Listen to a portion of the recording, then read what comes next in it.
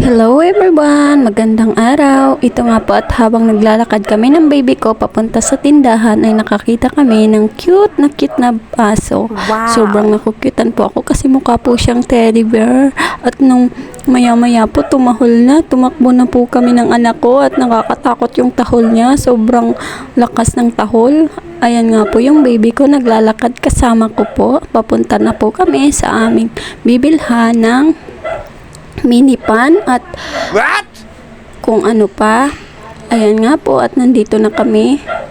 Nakabili po pala kami ng mini pan at yung alkansya at yung anak ko hindi po napigilan at naawa po ako kaya binilhan ko po ng laruan. Ayan nga po at madami po ditong tinitinda si ate. Iba-iba po, may mga tsinelas. Gusto ko nga rin po bumili kaso wala pa po sa budget. Inuna ko na lang po yung kagustuhan ng baby ko. Sa paraan kasi na ganon, mapapasaya ko yung baby ko.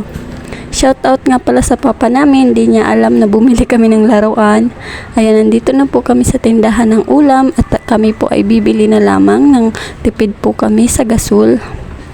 Ayan po, bibili na lang po kami sa halagang 50 pesos na ulam. Solve na po yun sa pananghalian namin. Kasi kami lang po dalawa ng baby ko. Ayan nga po, at ito na nga po, dali-dali na pong binuksan nung nakarating kami sa bahay. Sobrang excited na po yung baby ko. Oh, sorry, okay. Wow! Hey! Hindi pa. Hindi pa kami naman. Hanggang dito na lang po muna. Salamat po.